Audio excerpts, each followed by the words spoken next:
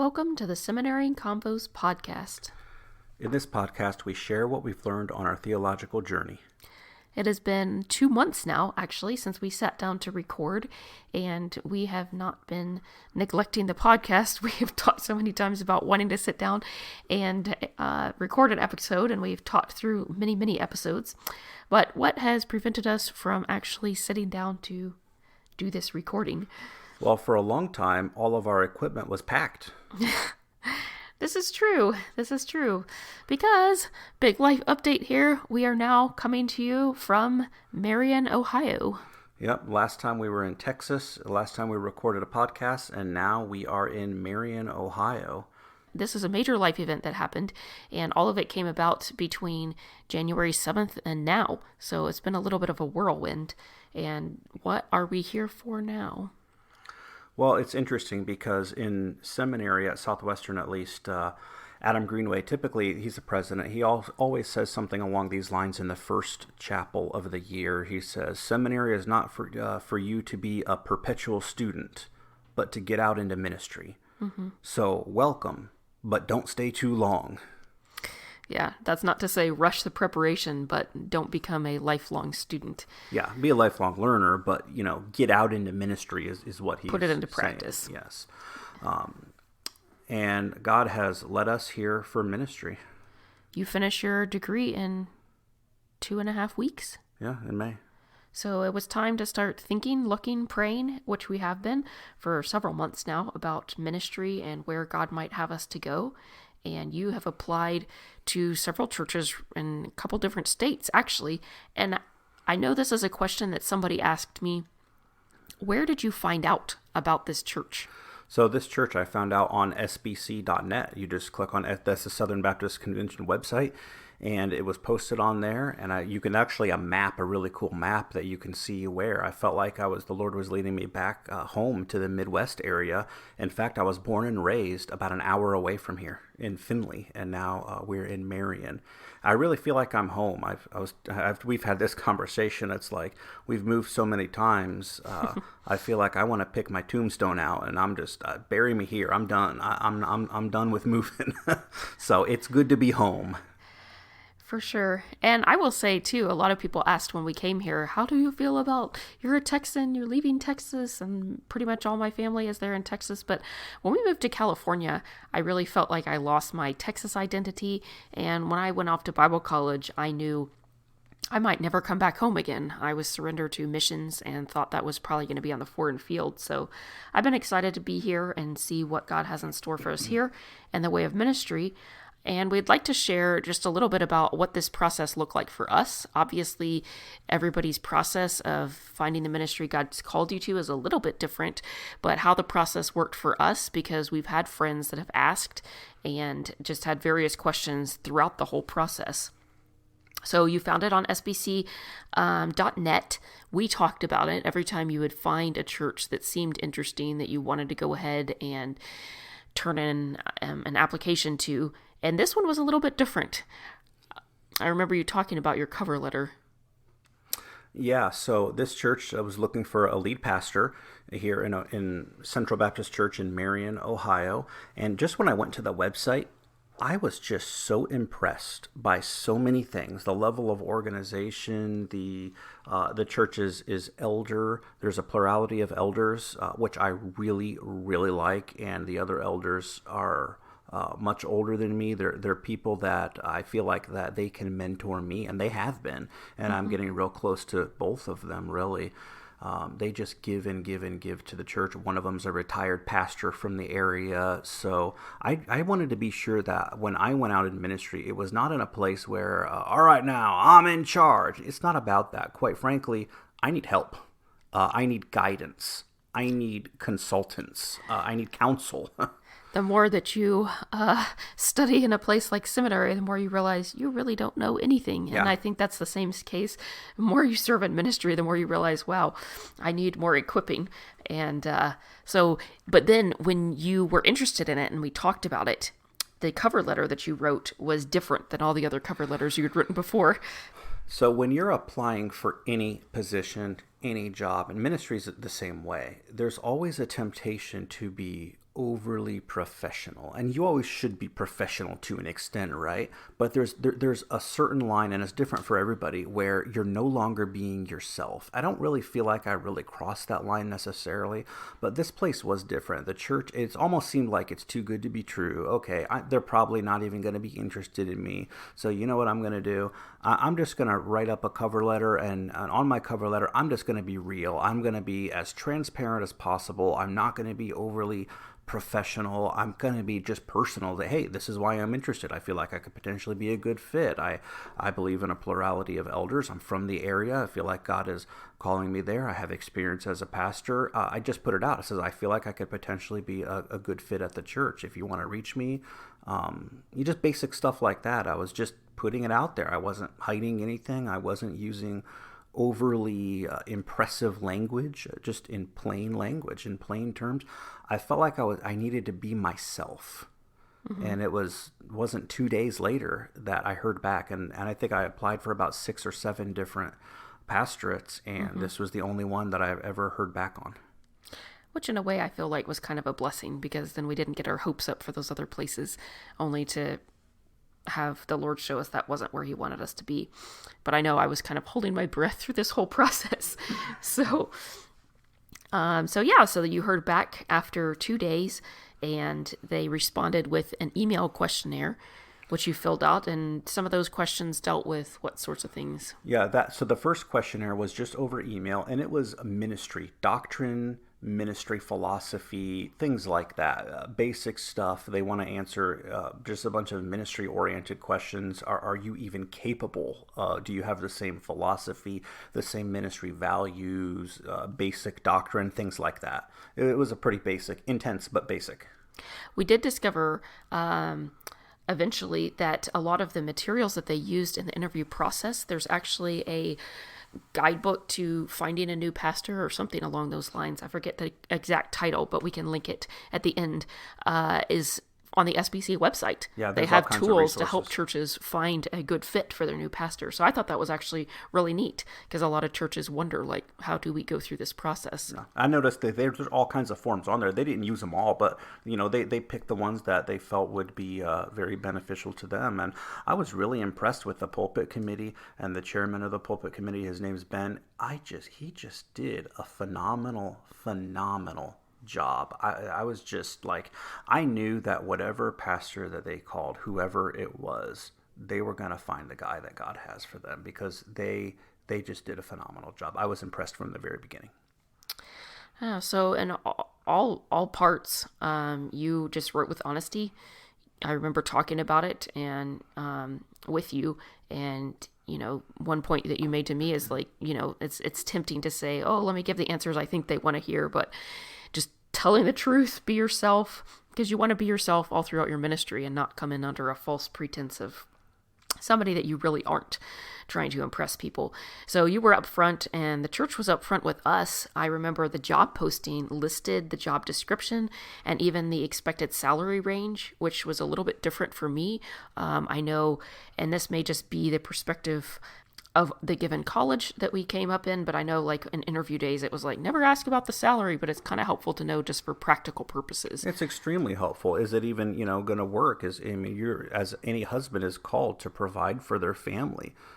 That's an extremely applicable thing, and something so I appreciated all of the information they put on there, on the posting, and I think there was a link on their website too for the pastor search committee, and just the job description that I was just so impressed with, and I could tell that the categories on there, they put thought into it. It wasn't just manufactured. Sure, that's fine. There wasn't general statements where, like, we're looking for the man of God. If you think that's you, apply, or something like that. Which, I've seen a lot, and I'm not bashing that necessarily, right. But I was just very impressed on so many things. So they did the work to make sure it was good, and they gave you the information you needed, and also kind of what they were expecting. Yeah. So after the first questionnaire, they mailed me a second questionnaire, and the second questionnaire was personal. They asked a lot of very probing questions about my personal life, family life, just very personal. And you know what? I respected that. Mm-hmm. I had a lot of respect, the fact that they wanted to ask the tough questions. And once again, there's a temptation to, oh, I know the right answer to this, but is it necessarily the honest answer? And I was just very transparent and everything. I didn't think there was necessarily any red flags or anything, but I was just very honest on every one of them. And I just said, hey, if you have any questions, I'd love to talk about this in person. Also, I want to let them know I'm open to talking about any of this. I'd love to talk about any of these further if you have any questions. So very much respected that. And quite frankly, if I was in their position, I would have sent a questionnaire like that too. I thought it was great. Thought they were doing their job. And we began to start researching the church as well. I know we looked at every single thing we could look at on the website, just trying to get to know, what is this church like? Who are these people? We started watching their services online to just kind of get to know what is the feel of this church. We wanted to know everything there was to know about the church because that was our future family. And that's part of it too, is you need to be vulnerable from the very beginning. I feel like just the same way as if you were dating somebody, you don't want to put on false pretenses. You're in a relationship with somebody, in that sort of a relationship. It's kind of similar where this is going to be your future family. And so you just need to get to know them and let them get to know you in a very real way. So then after you had done those 2 questionnaires, then they scheduled your video interview with the pastor search committee. Yep. I think you listened at the door on that one, didn't you? I did. I told you later. Our hallway was a little echoey, and so I was like, hey, I can hear it all while I occupy the kids. That was a great interview. It was the whole pastor search committee. I think there was 7 people altogether, six or seven, about 50-50 guys and ladies in the church too, which I respected too. I really kind of appreciated that. They asked some really, really great questions. I was very open and honest with them. And I kept on telling you beforehand, like, I just need to be myself, because if I fake it now, I'm going to have to fake it for a long time if they call me to be. And I really don't want to fake it for a long time or, fake it for the rest of my life. So, I'm just going to be myself. And if God wants us there, he'll put us there. But at the time, we're also being very excited at this point. I've already called the prior pastor at this point, who lives in another state now, right next door. He's the executive director for the state convention in Indiana now. He did a phenomenal job here. Yes. He did a phenomenal job. So I appreciated him giving me the time to answer some questions for me, and just got to know him a little bit. Hey, tell me about the church. I'm doing all this research on my end. So by the time the interview came, I was excited. I had some really good questions for them, excited to ask them some of those questions too. And I think it was safe to say that in the interview, we just hit it off. I felt like, okay, I can be real with these people. I can be at home. It wasn't overly intense. It did not feel like an interview. It didn't. It felt like a good conversation. There was times where we both laughed several times. In fact, they asked me a question at the end. The last question to me was, is there a question that you thought we were going to ask that we didn't? And I was like, whoa, that's a good one. So when I finished asking, that was my last question to them. I said, is there a question you thought I was going to ask that I didn't? And they all started laughing because they knew I just ripped it off of them. But it was a really good question, and I wanted to. And like I said, I didn't want to be overly professional, but I really did want to know their answer to that. And that was I didn't hear every word of the interview either, but I knew when I heard laughter, I'm like, this is a good sign. I was so nervous that day. So I'm back in the back bedroom trying to catch snippets of the conversation while praying for you that, God would give you clarity of thought and mind while you're speaking. And because it's very nerve wracking. I mean, this started for us January 7th. And then I think that the interview with them was something like mid-February or something like that. Yeah, it was a long time. So this was already several weeks in the making of just praying and laying it on the altar. God, if this is not your will for our lives, then, please close this door. But if it is your will, please continue to open the door. I mean, they did a great job with communication too. It was a long time. However, they were very communicative in so many aspects. They kept on telling me there's a lot of really good candidates. I think they tried to narrow it down to 3 on their first or second meeting, and they couldn't. So they think they went forward with like 4 or something like that. It was a journey. It was. And that became my prayer also, is I wanted the right person for this ministry, because I valued them as brothers and sisters in Christ, and I valued the ministry and all the years that had gone into building that ministry Yes. and the previous people that had served. And I thought, it's really selfish of me to pray, Lord, let it be us, let it be us, let it be us. So I began praying for all the other candidates too, that just God would use them and it would be the right person, and that God would just knit their hearts with whoever the right person was. So then after all that, they let you know was it that same day or pretty quickly after that? It was like 3 days. They had the next meeting for their pastor search committee. Yes, And they they let you said, know about that there's meeting. a meeting then.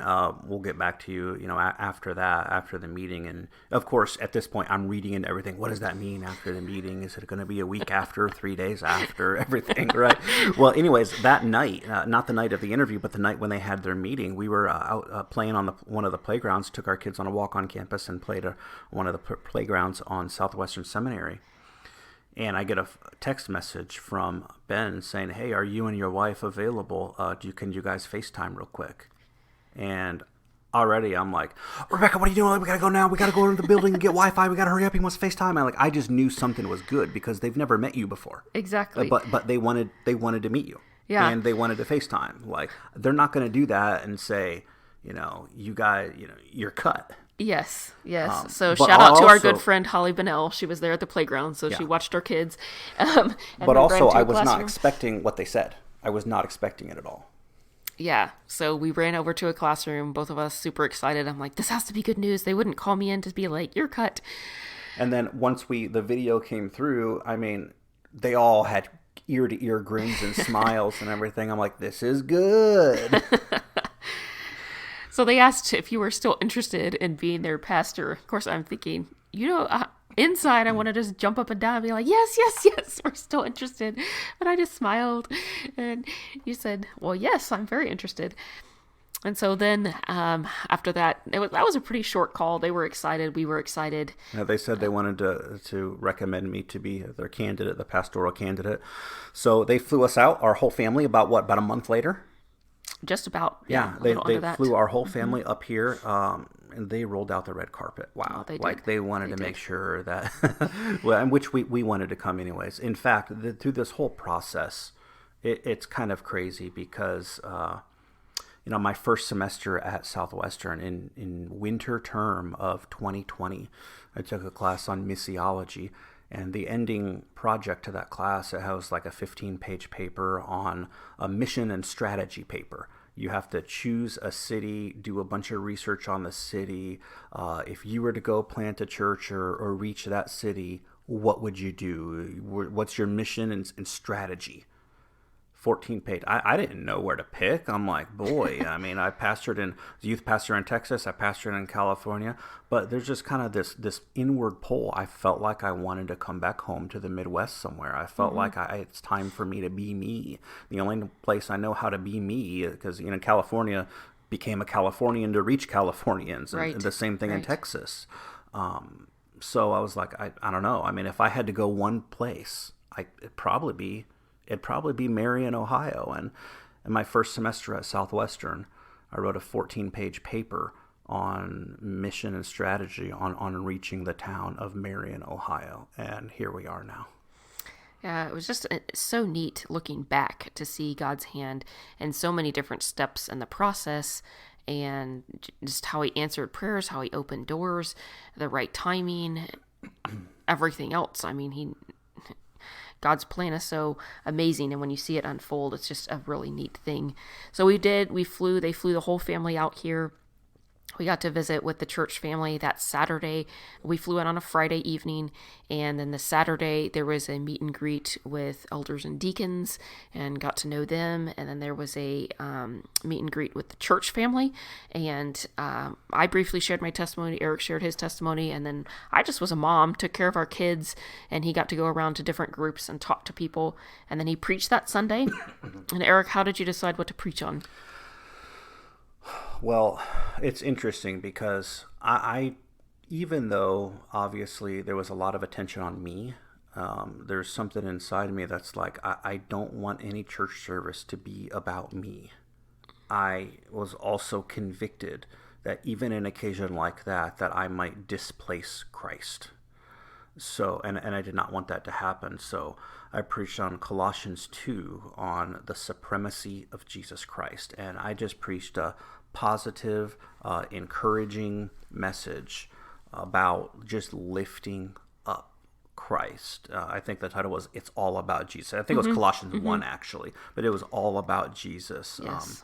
They did their research. I wasn't gonna sell myself anyway. Listen, if they vote me in as their pastor, they need to know Jesus Christ is going to be lifted up. It's not about the pastor.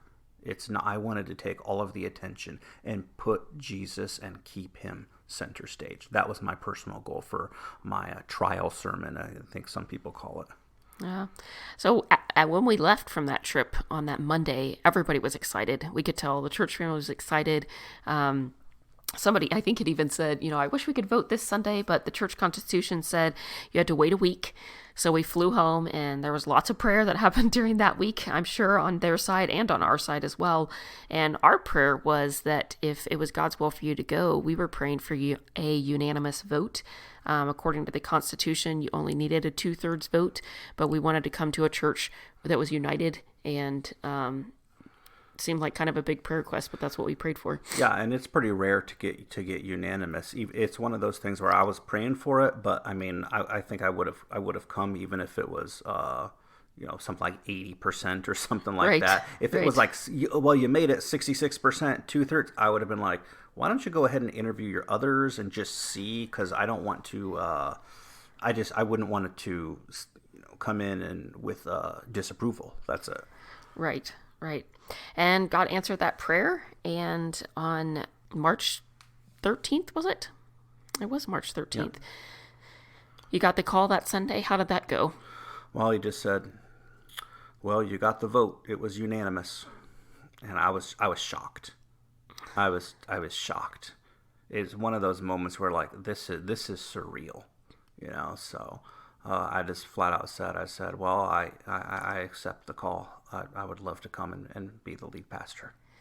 It was very exciting for the entire family, too. I actually happened to be home with sick kids that day, and Eric told me that when he talked to Ian about it, he started jumping up and down on the way out, my daddy's a pastor, my daddy's a pastor, and it was kind of neat to teach our kids to pray throughout this whole thing. We didn't tell them early on in the stage. I think it was maybe after your second questionnaire that you had filled out or something that we decided to tell the kids and have them start praying for it.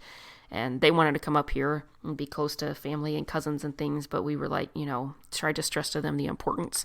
And so it was neat to see their prayer lives develop through this whole thing, and our faith and our prayer life as well just be bolstered up, I guess you could say. So how are we still seminarians, and how could we move in the middle of the semester? I mean, we're still in classes now, right? Yeah, actually, we didn't really skip a beat. This was kind of a unique thing. Because you found out about this church in early January, it was right before the semester started, so I actually rearranged my schedule and registered for flex classes, which can be done in person or online. And your last two classes, I think, both happened to be flex, or you switched your enrollment. And so I started my semester going in person, as you did as well. And then we just communicated with our professors and let them know. And of course, they are so happy to see that the students are going out into ministry. It was not a problem at all. They're like, the format that you have, it's easy to transfer online. So I actually enjoy tuning in live. So for all my classes, I still tune in live. One particular one, there's some group discussions. And so it's just nice to do live. But we are finishing our semester online, and you will be done with your Master of Divinity here really soon. So that's really exciting. But I'm going to continue into the seminary journey, and I believe you are too. Don't want to spill the beans on anything there yet, but we may have an update about that later on. So looking at more continuing education and which route. So the Seminarian podcast is not going anywhere, even though we had a little break. Exactly. So that is our life update as seminarians and as a family. And we will leave you with a few resources today. What will the resources be this time? Well, first we'll just put a link to sbc.net. We've had several people reach out to us and say, hey, you just recently got a new position. We're looking. Where do we look? That's a great resource, sbc.net. Another place to have job postings is Idea Network. We'll put a link to that in the bottom in the notes too. Two great resources there. We'll throw up the church website too, just if anybody's interested in that. It's changing and updating week by week, but there kind of lets you know a general idea of where we're at and what's going on, or you could catch a sermon if you were interested in that ever. And thanks for joining us for today's convo.